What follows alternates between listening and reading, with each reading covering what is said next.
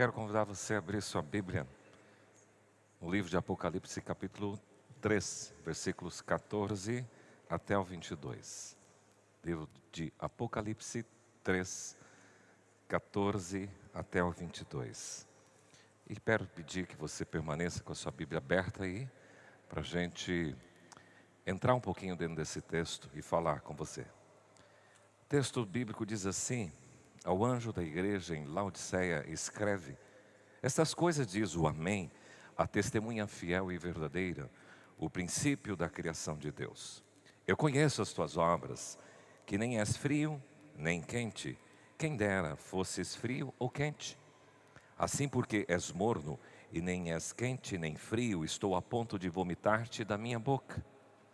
Pois dizes: estou rico e abastado, e não preciso de coisa alguma, e nem sabes que tu és infeliz, sim, miserável, pobre, cego e nu. Aconselho-te que de mim compres ouro refinado pelo fogo, para te enriqueceres, vestiduras brancas para te vestires, a fim de que não seja manifesta a vergonha da tua nudez, e colírio para ungires os olhos, a fim de que vejas. Eu repreendo e disciplino a quantos amo. Sê, pois, zeloso e arrepende-te. Eis que estou à porta e bato. Se alguém ouvir a minha voz e abrir a porta, entrarei em sua casa, cearei com ele e ele comigo. Ao vencedor, dar-lhe-ei sentar-se comigo no meu trono, assim como também eu venci e me sentei com meu Pai no seu trono. Vamos ler juntos esse versículo? Quem tem ouvidos, ouça o que o Espírito diz às igrejas. Pai, que bom podermos ler a Tua palavra e saber que nada é impossível para Ti. Por isso, sussurra com o Teu Espírito Santo de forma profunda no nosso coração. Esse que fala possa ter a credencial do Senhor, e estes que ouvem possam ter os ouvidos do coração abertos para compreender o Teu recado. Nós também trazemos todos os pensamentos cativos ao conhecimento e ao senhorio de Jesus, para que nenhuma perturbação do mal esteja neste lugar, para distrair, para perturbar, para incomodar. Que a Tua presença possa aquietar o nosso coração e falar conosco em nome de Jesus. Amém. Quando a gente estuda o livro de Apocalipse, as pessoas gostam, porque fala de projeções futuras, do fim do tempo, da escatologia, e as pessoas gostam desse livro. Eu queria falar um pouquinho sobre as 7 cartas às igrejas do Apocalipse. Elas existiram geograficamente, elas existiram historicamente, e aqui eles descrevem quais são elas: Éfeso, Esmirna, Pérgamo, Tiatira, Sardes, Filadélfia e Laodiceia. São igrejas que podem ser interpretadas dentro de um contexto profético escatológico de 2 formas básicas. Alguns estudiosos das profecias dizem que as profecias já se cumpriram, estão se cumprindo e vão se cumprir. Então tem profecias com esse caráter que é extemporâneo. Ela pode já ter acontecido, está acontecendo e irá acontecer. Há um grupo de estudiosos das Escrituras Sagradas e que gosta de escatologia, que é o grupo chamado dispensacionalista. Ele divide a história em períodos históricos, sendo que cada igreja que aqui foi descrita, ela representa o período histórico. Por exemplo, Éfeso representa a era apostólica da igreja, que aconteceu do ano 30, desde o Pentecoste, até o ano 100. Depois a igreja de Esmirna representa a igreja perseguida, que foi a época dos mártires da igreja, do ano 100 até 300 com Constantino. A terceira igreja, aqui Pérgamo, representa a igreja vinculada, unida ao Estado, porque quando Constantino se converteu, o Estado e a igreja se aproximou, isso entre 313 e 590. Um outro período que os dispensacionalistas dividem é o período da Idade Média, corrupta e idólatra, que representa aqui, ou é representado pela igreja de Tiatira, anos 590 até 1517, quando então aconteceu a reforma. Aí entra a igreja de Sardes, que é a igreja da reforma, que vai de 1517 até 1730, quando entra a igreja de Filadélfia, que é uma igreja missionária. E desde 1730 até 1900 esse período se estende até hoje, quando conclui com a igreja de Laodiceia também, que representa aqui, dentro desses estudiosos, a igreja apóstata, a igreja que esfriou na fé, conforme esse texto menciona. Pois bem, independentemente da sua posição escatológica, de como você quer interpretar a escatologia, as últimas coisas, existe nesses textos das igrejas algumas coisas muito diretas de Deus, porque em todas as cartas você vai encontrar a seguinte afirmação: quem tem ouvidos, ouça o que o Espírito diz às igrejas. Então, apesar de ser uma carta com um destino específico para uma igreja de Éfeso, Tiatira, Esmirna, Filadélfia, Sardes, todas elas de forma específica, mas o mesmo conteúdo destas cartas a essas igrejas respectivas, esse conteúdo pode ser aplicado às igrejas, a um discípulo. A carta à igreja de Laodiceia, ela é curiosa, porque o Império Romano, ele dividiu até em termos de estrutura governamental e coordenação do Império, todo mundo mapeado em províncias. Província da Judeia, província da Idumeia, província de Decápolis, e aqui é província da Ásia Menor, hoje a atual Turquia. E neste lugar, então, se localizava Laodiceia, na Ásia Menor. Interessante que ela ficava à beira de um rio, chamado Rio Lico, e havia uma confluência de 3 estradas imperiais muito importantes. Então isso trouxe um grande desenvolvimento para a cidade de Laodiceia. Ela era muito rica, muito desenvolvida. E houve, no ano 300 a.C., um governador grego, porque antes do Império Romano teve o grego, e esse homem se chamava Antíoco II Teos. E ele, querendo homenagear a sua esposa, esse rei Seleucida deu nome à cidade para honrar a sua esposa Laodice. E aí, por isso que ficou Laodiceia. 3 fatos importantes sobre a cidade. Era marcada por ser um centro bancário com fabulosas reservas financeiras. Além também a indústria têxtil era famosa por causa dos tecidos e dos tapetes de lã. E a terceira coisa, ela possuía uma faculdade de medicina muito famosa. Interessante que quando a gente olha isso na história, a gente se perde nisso, né? Mas eu me recordo de quando estivemos no Egito e fomos numas ruínas lá chamado de Mênfis. E Mênfis foi o berço da sabedoria do Egito. E quando estivemos lá, o nosso guia diz o seguinte: aqui Moisés estudou, aqui José estudou, na sabedoria egípcia em Mênfis. E agora nós estamos aqui em Laodiceia, um centro também universitário por causa da medicina.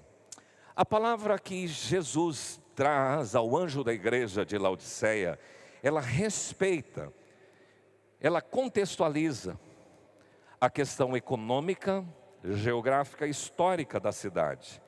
Então, quando ouvimos esta expressão, ouço o que o Espírito diz à igreja, me incita a uma acuidade auditiva, a um discernimento espiritual, a uma sensibilidade para captar o que é que o Espírito Santo tem a dizer para a igreja de Laodiceia, para as igrejas, para você, discípulo do Senhor Jesus Cristo. Nossa tônica nos últimos dias tem sido discípulos proféticos no mundo caótico. E hoje o nosso tema vai ser discípulos proféticos no mundo caótico, ouvem a voz do Espírito. O que é dito de Laodiceia é também destinado a você e a mim, discípulo de Jesus.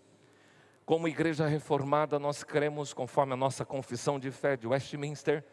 Toda vez que fala agora, nós tivemos a abadia de Westminster, quando teve toda aquela pompa da realeza do sepultamento da Elizabeth II, nós vimos um pouquinho essa menção. Houve um período na história que alguns teólogos se reuniram e elaboraram a confissão de fé de Westminster, que é a base da confissão de fé da igreja presbiteriana.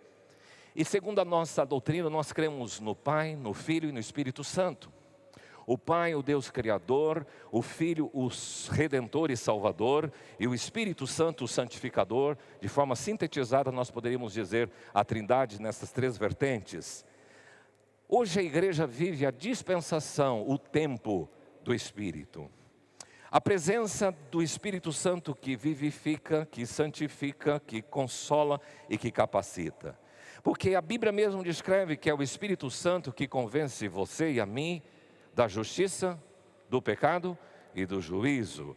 É o Espírito Santo que nos guia em toda a verdade. Você precisa estar conectado, plugado, sensível à voz do Espírito. E é esse mesmo Espírito que te guia na verdade e que intercede por nós, conforme Paulo escreve à igreja de Roma no capítulo 8, com gemidos inexprimíveis. Eu fico entendendo isso, que o Espírito Santo traduz os seus sentimentos, as suas sensações diante do Senhor com gemidos inexprimíveis. E é Ele, como o Senhor Jesus Cristo diz, que eu orei para o Pai e não vos deixei órfãos e vos enviarei o Consolador e Ele estará em vós e Ele habitará em vós. Então o Espírito Santo não é uma força ativa, não é algo sensorial, místico, energético, mas o Espírito Santo é uma pessoa cheio de poder, de energia e que habita em todos aqueles que são filhos de Deus. Nós precisamos, como discípulos proféticos, ouvir mais a voz do Espírito. E Ele fala com você, Ele fala conosco, através da sua palavra. Ele fala conosco, através de situações. Ele fala conosco, através da natureza. E o que é que o Espírito diz à igreja de Laodiceia? E consequentemente às igrejas, e consequentemente a você e a mim. Importante definir que aquele que fala, se você pegar o capítulo 1, vai haver uma descrição de Jesus, que passeia entre os candeeiros, que são as igrejas, as 7 igrejas. E lá tem aquela imagem, tua face é como leão, seus olhos como chamas de fogo, os seus pés reluzentes, sua voz poderosa. Esse é o Jesus que se apresenta lá em Apocalipse 1. Depois, em cada carta, ele vai descrevendo, e aqui ele descreve ao anjo da igreja em Laodiceia, que é o pastor, líder daquela igreja, recebe esta carta e diz estas coisas, diz o Amém, a testemunha fiel e verdadeira, o princípio da criação de Deus. A descrição de Jesus em 3 formas, o Amém, a testemunha fiel e verdadeira, o princípio da criação. Há muitos anos atrás, eu escutei uma palavra de um deputado em São Paulo, que era pastor Silas, e ele usou esse texto de Coríntios 1:20, porque quantas são as promessas de Deus, tantas tem nele o sim, porquanto também por ele é o amém, para a glória do Deus Pai, por nosso intermédio. Jesus é o amém de Deus, Jesus é o assim seja, Jesus é aquele que confirma, que ratifica. Por isso, quando nós usamos amém, nós estamos dizendo assim seja, estamos confirmando. E além disso, Jesus é a testemunha fiel e verdadeira. Ele traz o verdadeiro testemunho sobre o Pai e sua vontade para com os homens. E Ele fala a verdade em cada promessa e em cada advertência. E Ele é aquele que conhece as nossas obras. Uma coisa curiosa em cada carta é essa expressão: eu conheço as tuas obras. Meu querido, nada fica encoberto de Deus. As coisas mais dos bastidores da sua vida, Deus conhece. E nessas cartas, nas 7 cartas, ele usa essa expressão: conheço as tuas obras. Diga para a pessoa que está ao seu lado: Deus conhece todas as tuas obras. Deus conhece o seu coração, Deus conhece. Mas além de ser essa testemunha fiel e verdadeira, Ele é o princípio da criação de Deus. A ideia aqui é que Ele é a origem ou a fonte de criação. Ele é o primeiro e o último, o alfa, o ômega, o Deus conosco, o verbo que se fez carne. Ele é o ancião de dias, o eu sou, o Senhor dos senhores, o Rei dos reis, a porta, a ressurreição, a vida, a brilhante estrela da manhã. Muitas descrições acerca de Jesus. E Jesus não foi criado, Ele não veio existir, Ele é eterno juntamente com o Pai. E Ele é quem passeia entre os candeeiros, Ele quem traz a vida à igreja. Quem tem ouvidos, ouça. Os discípulos proféticos então ouvem a voz do Espírito, em primeiro lugar, assumindo uma posição. Diga comigo, assumindo uma posição. Versículo 16, na sua Bíblia está escrito o que aí? Assim, porque és morno, e nem és quente e nem frio, estou a ponto de vomitar-te da minha boca. Palavra esquisita essa. Será que ele estava problema de Jesus que estava dizendo e ditando esta carta? Alguma ideia de alguém nauseado? É isto? Há uma coisa curiosa aqui que é importante você conhecer em termos geográficos. Nós tínhamos 3 cidades vizinhas, Laodiceia, Colossos e Herápolis. Colossos ficava a 15 quilômetros de Laodiceia e Herápolis 9 quilômetros. E Herápolis era uma cidade com águas termais, águas medicinais, muito procurada. Colossos já era um lugar de águas doces e saudáveis. Só que Laodiceia não. Toda a água que vinha para Laodiceia tinha que vir transportada em aqueduto. E chegava na cidade como água morna. E esta água não era muito gostosa.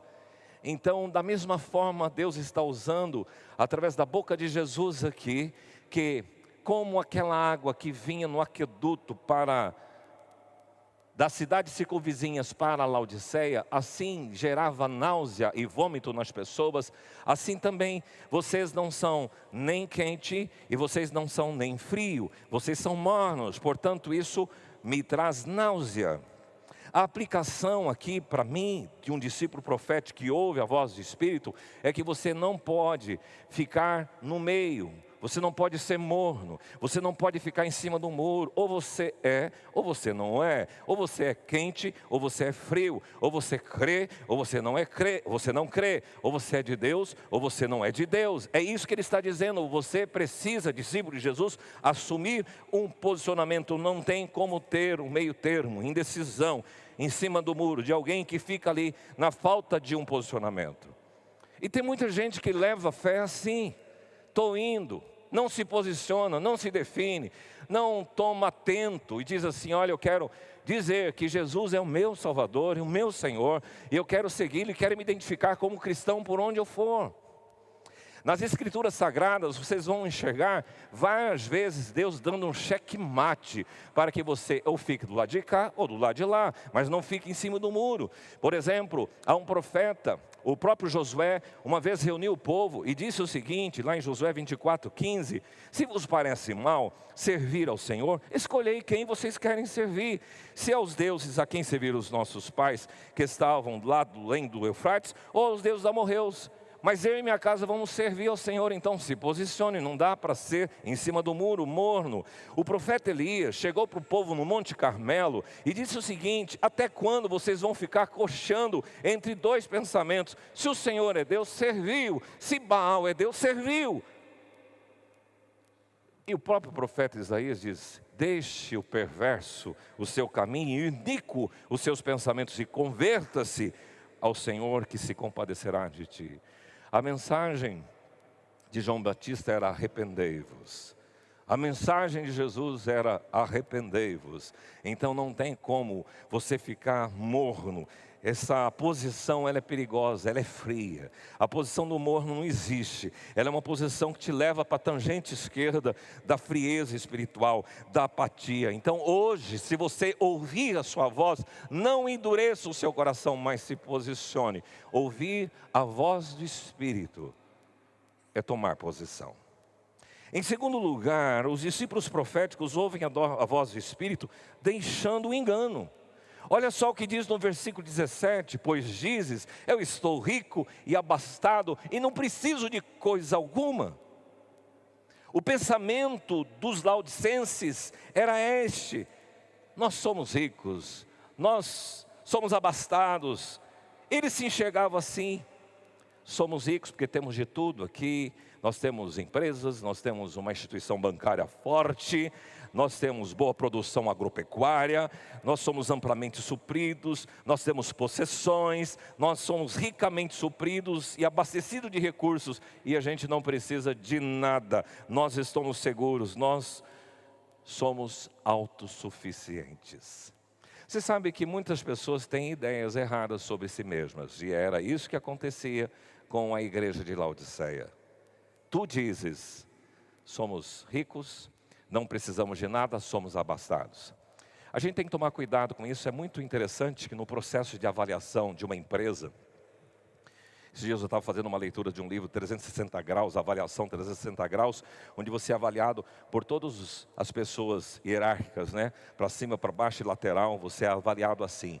Mas eu me recordo que num sistema de avaliação, você avalia o desempenho da pessoa, né? Você não avalia a pessoa. Vamos pensar aqui bem internamente, nós pastores. De vez em quando nós conversamos sobre isso, nós avaliamos o desempenho. Posso gostar do Rubens, do pastor Alessandro, do Mário, do Geber, todos eles. Mas quando a gente vai conversar sobre desempenho, não vou avaliar a pessoa, vou avaliar o desempenho deles no ministério, como eles estão trabalhando.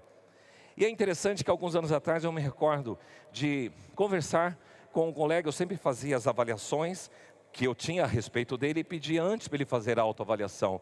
Mas eu já fiquei muito surpreso que tem muitas pessoas que não se enxergam, elas se acham. Elas pensam que elas são demais. E elas não estão preocupadas como é que os outros estão vendo, porque às vezes a avaliação a seu respeito, você está se achando muito. E olha lá, eu já vi isso acontecer várias vezes. Falei, meu amigo, você não está com essa bola toda não, olha como nós olhamos você. E é interessante. Isso, eu estava fazendo uma palestra esses dias com o pessoal, os funcionários da Missão Evangélica Caiuá, falando sobre isso, né? As pessoas precisam aprender a se conhecer, para que não se engane, porque os laodicenses estavam assim, tu dizes, nós somos ricos, nós somos abastados, mas qual é a avaliação que Deus tinha deles? Continua aí no versículo. Você não sabe que você é infeliz, miserável, pobre, cego e nu, redondamente enganados.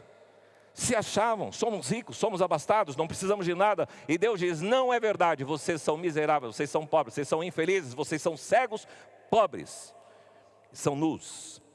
Veja aqui que é interessante, a infelicidade é aquela pessoa cujas vontades e desejos não são supridos, os objetivos não foram realizados, uma vida que não é plena. E Deus está dizendo, vocês não são plenos. Deus está dizendo, vocês são miseráveis, porque sem a misericórdia de Deus, você é uma pessoa desgraçada, desprezível, desamparada, que inspira compaixão. Você é pobre de marré, você é reduzido à pobreza, você é um indigente, destituído de toda a riqueza, não material, mas de influência espiritual, de posição e de honra, é um impotente. Deus está dizendo para os laodicenses, vocês são cegos, vocês não têm visão espiritual, e vocês são despidos, nu. Aqui eu quero fazer um parênteses, porque alguém já ficou hospitalizado aqui, internado? Levanta a mão. Como é que você se sente com aquela roupinha de hospital? Ah, é ruim, né? Sem nada por baixo, a gente fica um pudor, bem ameaçado, envergonhado. Esse dia eu fiz uma visita e o irmãozinho estava com uma roupinha daquela amarelinha. Eu falei, nossa, está parecendo bailarina, meu irmão. Graças a Deus ele está em casa, já saiu do hospital essa semana. E nu, despido. E aí, então, importante não é como você se vê. Então, muito cuidado, deixa de ser enganado por você mesmo, porque o importante é como Deus te vê. O que é que Deus diz a seu respeito? Qual é o ibope que você tem no céu? Na verdade, a gente tem que tomar muito cuidado, porque essa questão de pesquisa hoje, né? A gente fica vendo as pesquisas e fala, puxa, que estranho essas pesquisas, né? Como é que é o nosso ibope no céu? Qual é a pesquisa que o anjo Gabriel tem a seu respeito? O que é que Deus diz? O que é que se conversa? Porque não se engane e não se iluda. Eu me recordo de que quando a gente tinha liderança de equipes, num centro de processamento, os chefes sabiam quem eram as pessoas. Então falou, olha, fulano, eu estou sobrando lá na minha equipe, você quer? Não, esse eu não quero. Mas quando tinha um indivíduo bom, falou, pode trazer isso para mim, esse eu quero. É assim ou não é? Porque as pessoas têm uma avaliação boa, sabem ver você. Cuidado que às vezes você não se enxerga. Por isso que o discípulo profético, que é sensível à voz do Espírito, ele larga o engano e ele quer saber na verdade o que é que Deus pensa. Em terceiro lugar, o discípulo profético, ou os discípulos ouvem a voz do Espírito, acolhendo os conselhos do Senhor. Versículo 18, que diz aí, aconselho-te que de mim compres ouro refinado pelo fogo, vestiduras brancas e colírio para ungir os teus olhos. Ei, para um pouquinho, para ouvir os conselhos das pessoas. Pare para ouvir o conselho dos seus pais. Provérbios 11:14 diz assim: não havendo sábia direção, cai o povo, mas na multidão dos conselheiros há sabedoria. Provérbios 19:20, ouve o conselho e recebe a instrução, para que seja sábios nos seus dias por vir. Houve um rei chamado Roboão, que era filho de Salomão. Quando ele assumiu o reinado, ele foi ouvir conselho. Primeiro dos homens sábios do reinado, que eram companheiros do seu pai. Depois ele foi ouvir o conselho da sua galera de festa. Ele declinou do conselho dos homens sábios e foi ouvir o conselho, ou os conselhos da galera. Ele trincou o governo dele. Muito importante ouvir conselhos, procurar conselhos dos seus pais, procurar conselhos de pessoas mais experientes, procurar conselhos de pessoas mais técnicas. Você vai fazer um empreendimento, consulta o Sebrae, consulta alguma consultoria, a palavra já é essa, consultoria. O que é que eu vou fazer? Por que vou fazer isto? Analise o mercado, siga rotas, faça pesquisa, ouça conselhos. E aqui Deus diz: aconselho-te, Laodicenses, a quê? Quais são as 3 diretrizes? Que compres de mim.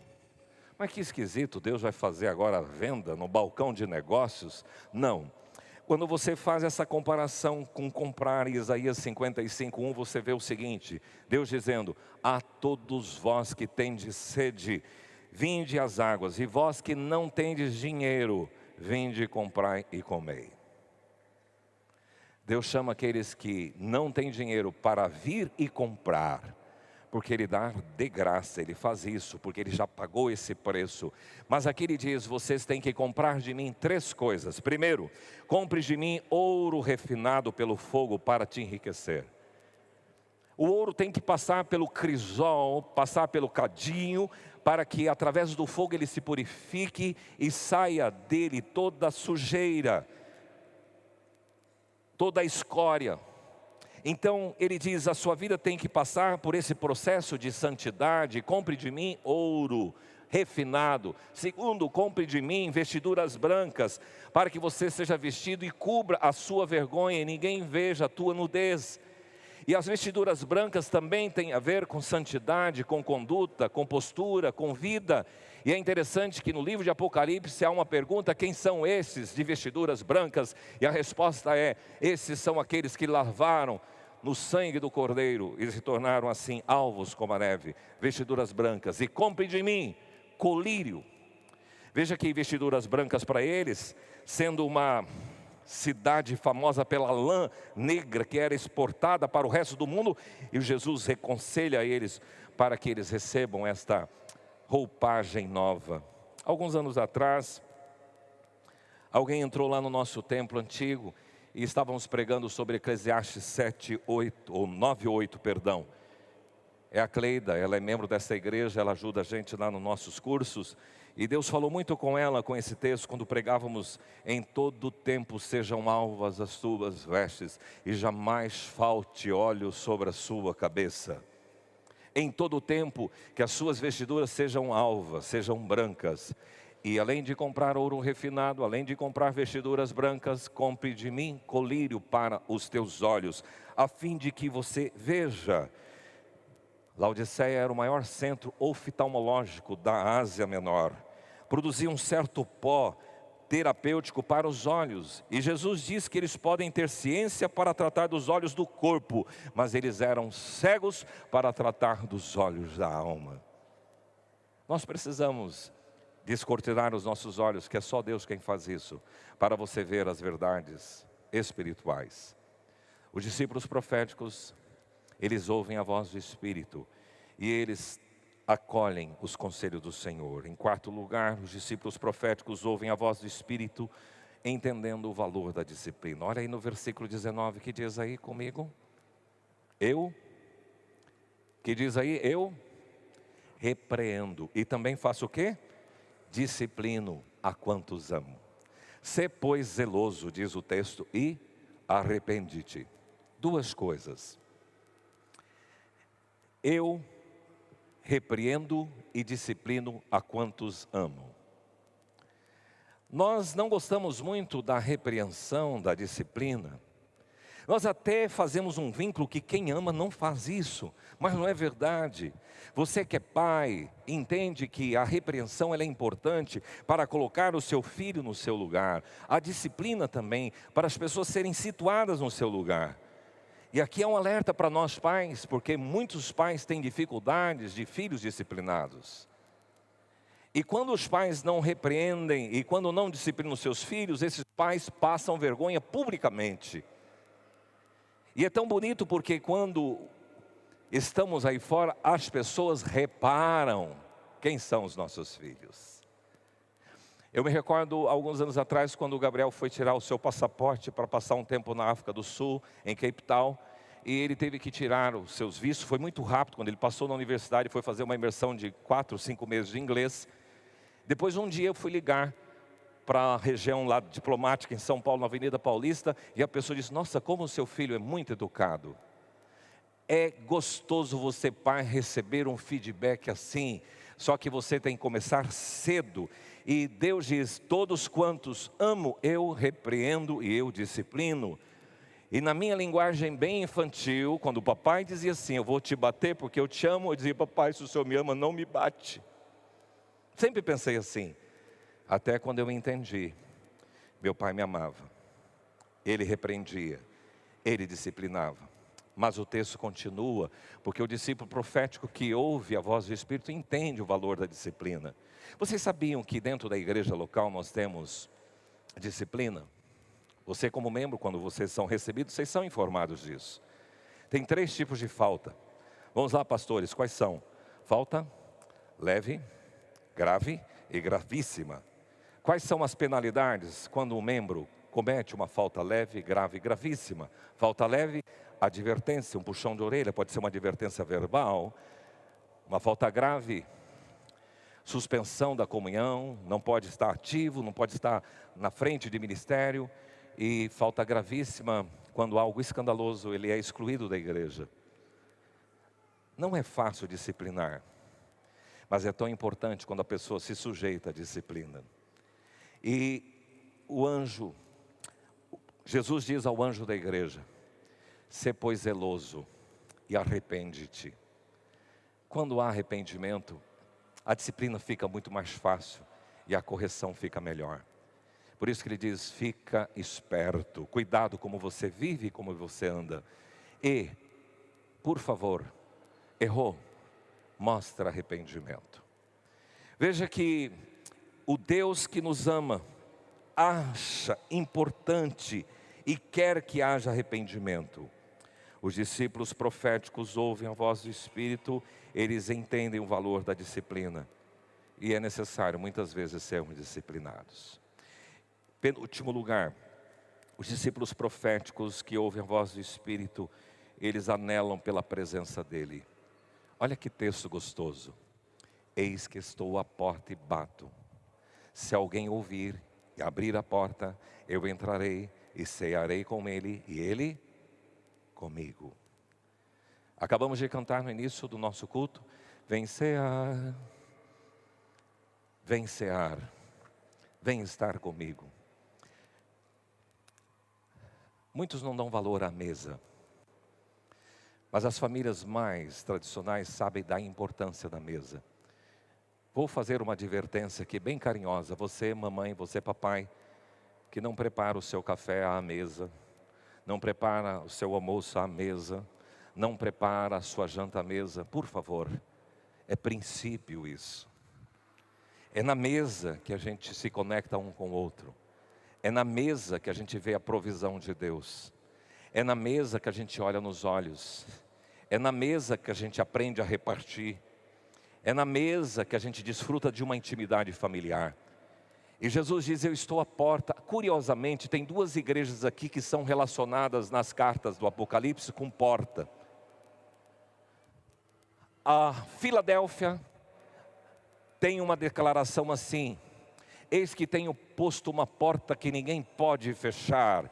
Mas a igreja de Laodiceia, ele diz: eis que estou à porta, craseado, acraseado.